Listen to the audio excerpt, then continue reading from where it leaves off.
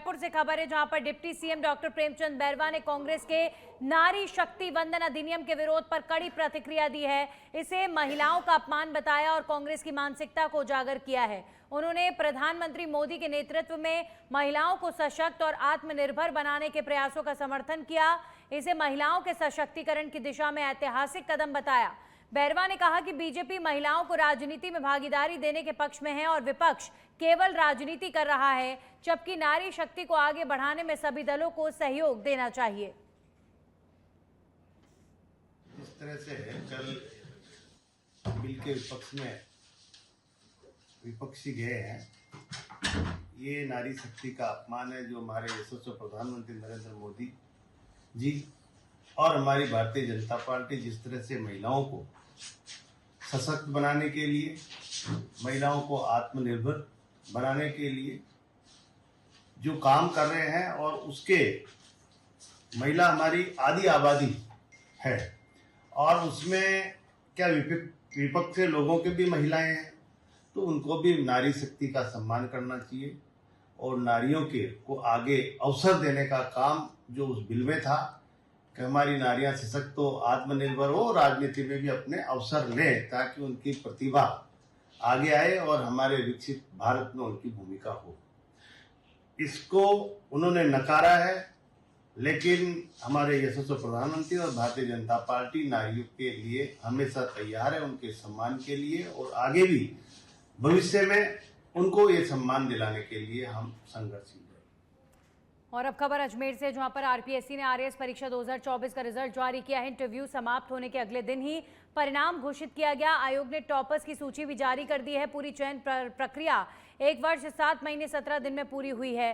प्रदेश को कुल 1096 नए अधिकारी मिलेंगे। राज्य सेवा के 428 पदों पर चयन किया गया है। अधीनस्थ सेवा के 668 पदों पर भी चयन हुआ है। 17 अप्रैल को इंटरव्यू समाप्त हुए थे और 1 दिन की देरी के बाद परिणाम जारी किया गया। अभ्यर्थियों का लंबा इंतजार समाप्त हुआ है और अब आरएएस 2026 वैकेंसी का इंतजार। चयनित अभ्यर्थियों में खुशी की लहर है। तेज भर्ती प्रक्रिया को माना जा रहा अहम कदम।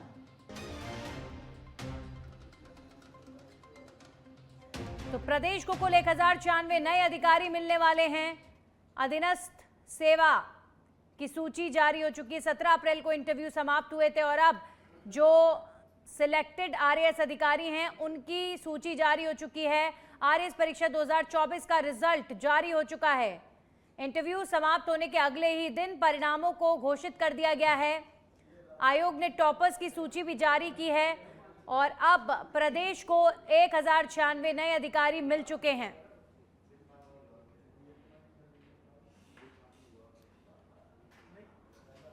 वहीं झुंझुनू जिले के बगड़ क्षेत्र के घासी कबास गांव में थ्रेशर मशीन में फंसने से एक युवक की दर्दनाक मौत हो गई है। पुलिस के अनुसार मृतक की पहचान विकास जाट उर्फ कालू के रूप में हुई है, जो खेती बाड़ी और मजदूरी का कार्य करता था। वो गेहूं निकलवाने के दौरान मशीन के पास काम कर रहा था, तभी अचानक संतुलन बिगड़ने से वो थ्रेशर में फंस गया। घटना के बाद मौके पर अफरा तफरी मच गई और मशीन तुरंत बंद कर दी गई, लेकिन तब तक युवक बुरी तरह फंस चुका था। सूचना मिलने पर पुलिस मौके पर पहुंची और करीब 2 घंटे की मशक्कत के बाद शव को बाहर निकाला गया। इसके बाद पोस्टमार्टम करवाकर शव परिजनों को सौंप दिया गया है।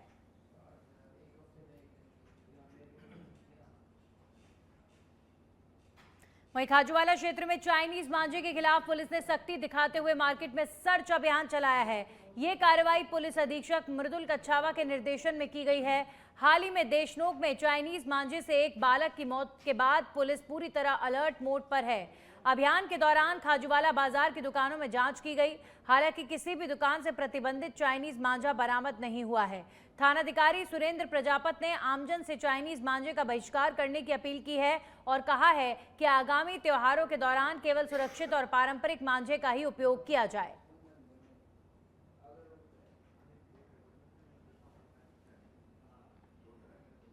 जयपुर के दूदू क्षेत्र में अवैध खनन के खिलाफ कार्रवाई के दौरान बड़ा घटनाक्रम सामने आया है, जहां पर नाकेबंदी के दौरान एक डंपर चालक ने पुलिस की गाड़ी को टक्कर मारने का प्रयास किया। घटना NH 48 अजमेर जयपुर पर बालाजी होटल के पास की बताई जा रही है। पुलिस ने तत्परता दिखाते हुए करीब 1 किलोमीटर तक पीछा कर अवैध खनन से भरे चेजा पत्थर के डंपर को पकड़ लिया है। इस दौरान डंपर चालक मांगीलाल को मौके से गिरफ्तार किया गया। वहीं एस्कॉर्ट कर रहे डंपर मालिक मनीष जाट और एक थार वाहन को भी जब्त कर लिया गया है। पुलिस चालक की सूझबूझ से कोई बड़ा हादसा नहीं हुआ और सरकारी वाहन को नुकसान होने से बचा लिया गया है। मामले की जांच जारी है।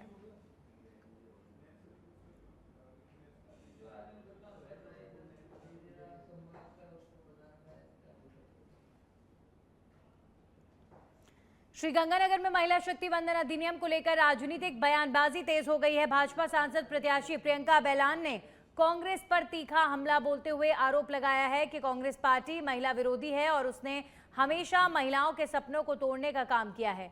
उन्होंने कहा कि गांधी परिवार की प्रमुख महिलाओं ने सत्ता का सुख तो भोगा, लेकिन आम महिलाओं के अधिकारों और उनके बिल का समर्थन नहीं किया। प्रियंका बेलान ने यह भी कहा कि महिलाओं के समर्थन वाले इस बिल का विरोध कर कांग्रेस ने महिलाओं का अपमान किया है। उन्होंने दावा किया कि अब महिलाएं कांग्रेस के खिलाफ सड़कों पर उतरेंगी। महिलाओं को राजनीतिक क्षेत्र में आरक्षण देकर विधानसभाओं में और हमारी लोकसभा में नेतृत्व देकर एक महिलाओं की आवाज़ को बुलंद करना चाहते थे। विपक्ष ने चाहे परिसीमन का बहाना लगाया, चाहे जातिगत जनगणना का बहाना लगाया, लेकिन ये बहुत बड़ा अवसर था। विपक्ष दिखा सकता था कि वो महिला सम्मान में महिलाओं को कितना समर्थन देते हैं, लेकिन आज पूरे देश की जनता ने देखा कि किस रूप में विपक्ष महिला विरोधी है। बहुत आसानी से प्रियंका गांधी जी ने परिसीमन का हवाला देते हुए ये कह दिया कि हम महिला बिल को तो समर्थन देते हैं, लेकिन जिस रूप में सरकार परिसीमन लागू करना चाहती है, हम उसके समर्थन में नहीं। वहीं भिवाड़ी से खबर है, जहां पर भिवाड़ी औद्योगिक क्षेत्र में वेतन बढ़ोतरी को लेकर श्रमिक असंतोष लगातार बढ़ता जा रहा है। रिलैक्सो चौक के पास स्थित टॉयजोन इम्पैक्ट्स प्राइवेट लिमिटेड कंपनी में महिला और पुरुष श्रमिकों ने हड़ताल शुरू कर दी है, जबकि पास की रिलैक्सो फुटवेयर कंपनी में यह आंदोलन 5वें दिन में पहुंच गया है। श्रमिक लगातार कंपनी गेट के बाहर प्रदर्शन करते हुए वेतन बढ़ाने की मांग कर रहे हैं। एक महिला श्रमिक ने बताया कि वे 2003 से कंपनी में कार्यरत हैं, लेकिन आज भी उन्हें लगभग 10,000 रुपये ही वेतन मिल रहा है, जिससे महंगाई के दौर में जीवन यापन कठिन हो गया है। वहीं कंपनी के प्लांट हेड अरुण भास्कर ने कहा है कि कर्मचारियों को सरकार के मानकों के अनुसार वेतन दिया जा रहा है और किसी तरह की अनियमितता नहीं है। फिलहाल दोनों पक्षों के बीच गतिरोध बना हुआ है और समाधान नहीं होने पर आंदोलन के और बढ़ने की आशंका है। मेरा समस्या है कि 300 ड्यूटी करते हैं तो 10,000 देते हैं, तो उतना हम कैसे बाल बच्चा को पोसाएगा। और सैलरी चाहिए 8 घंटा में 15,000 करे सैलरी। मनमर्जी पैसा डालता है, कभी 9,000 कभी 10,000, जो मर्जी करे वही पैसा डालते हैं। कितना गैस कितना महंगा है, सब कुछ महंगाई कितना है। हम भूखे हैं, बासी रोटी खा कर खाए। अभी कितनी मांग है आपकी सैलरी की?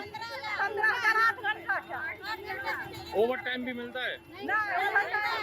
छुट्टी नहीं, कुछ नहीं। 300 दिन का पहले से दे रहा था 12,000, उसके बाद 13,980 रुपये। अब मेरा सीधे कर दिया है कि सीधे 10,000, मतलब कम कर दिया आपके पैसे? कम कर दिया। क्या बात को लेकर? किस बात को लेकर कम कर दिया? अब क्या कहते हैं, गाली दिया है 25 ड्यूटी का 8,370 रुपये। सुन रहे तो 10,000 न। कब से काम कर रहे हो आप इस कंपनी में? ये मैं करा 5 साल से, ये 27 हो जाएगा 5 साल। एक भी बार आपकी तनख्वाह बढ़ाई है इसमें? हाँ, ये बढ़ा है, एक बार बढ़ा है तो 13,980 रुपया मिला। मगर अब कितनी मिल रही है?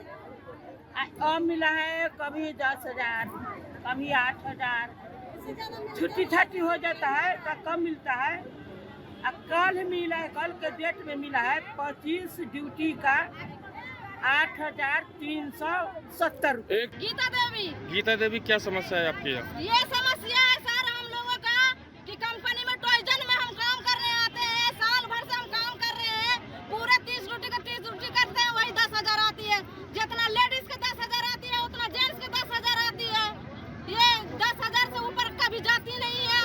और खाना में जो है, खाना का भी तो क्या बोलता है, राजमा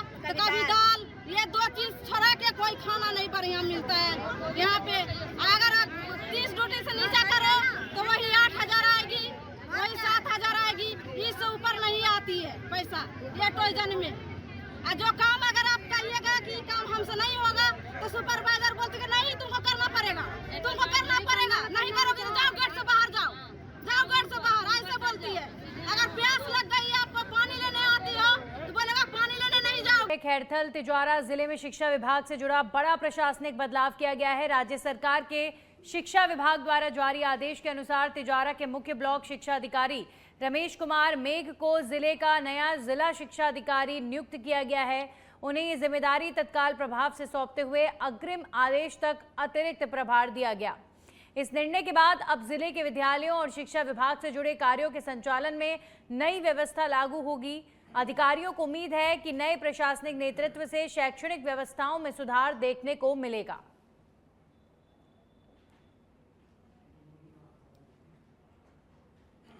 मेहंदीपुर बालाजी क्षेत्र में महिलाओं के कान की बाली और कुंडल छीनने की घटनाएं लगातार सामने आ रही हैं। ताजा मामले में बालाजी निवासी गायत्री देवी से एक अज्ञात बदमाश ने राम मंदिर के पास उनके कान की बाली छीन ली और मौके से फरार हो गया। घटना के बाद क्षेत्र में अफरा तफरी और दहशत का माहौल बन गया। बताया जा रहा है कि इससे पहले भी इसी तरह की कई वारदातें हो चुकी हैं, जिससे श्रद्धालुओं और स्थानीय लोगों में भय बढ़ता जा रहा है। भारी भीड़ वाले इस धार्मिक स्थल पर बार बार हो रही ऐसी घटनाएं सुरक्षा व्यवस्था पर गंभीर सवाल खड़े कर रही हैं। स्थानीय लोगों ने प्रशासन से सुरक्षा व्यवस्था मजबूत करने की मांग की है। मैं महिला बुलाया जा रही थी और शादी में मेरे भतीजा शादी थी, तो हम राम मंदिर के गेट के आगे किसी ने मेरे कुंडल खींच लिया। तो मैंने पुलिस वालों से कहा था, हिलने की आवाज़ आई थी। जब मैं पुलिस वालों मतलब थोड़ी आगे जाके देखा, पुलिस वालों से कहा था, पुलिस वालों ने घेरा था, लेकिन पुलिस नहीं। वहीं भरतपुर में आज कृषि पर्यवेक्षक भर्ती परीक्षा का आयोजन दोपहर 11 से 1 बजे तक हुआ। परीक्षा के लिए जिले में 16 केंद्र बनाए गए, जहां पर कुल 4,605 पंजीकृत परीक्षार्थियों में से 4,064 ने भाग लिया।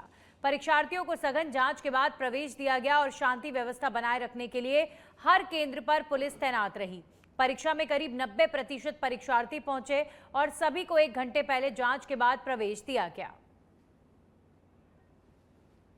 आज भरतपुर में कृषि पर्यवेक्षक सीधी भर्ती की एक पारी की परीक्षा आयोजित हो रही है 11 से 1 तक, जिसमें हमारे यहाँ 16 सेंटर हैं।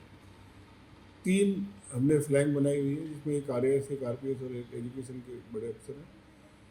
और अभी तक मतलब अभी हमारे पास सूचना आ गई 88% वो उपस्थिति रही है और परीक्षा शांतिपूर्वक अभी चल रही है। कोई RAS परीक्षा 2024 का परिणाम जारी। इंटरव्यू समाप्त होने के अगले ही दिन परिणाम घोषित किया गया है। धोरीमन्ना पंचायत समिति के भलीसर निवासी दिनेश विश्नोई ने प्राप्त किया प्रथम स्थान। क्षेत्र में खुशी की लहर है, लोगों में भारी उत्साह इस परिणाम को लेकर देखा जा रहा है।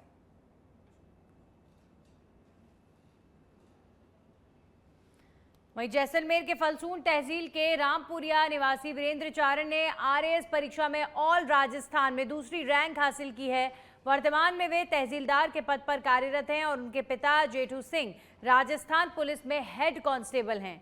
वीरेंद्र की सफलता पर शुभचिंतकों द्वारा उन्हें ढेर सारी शुभकामनाएं दी जा रही हैं।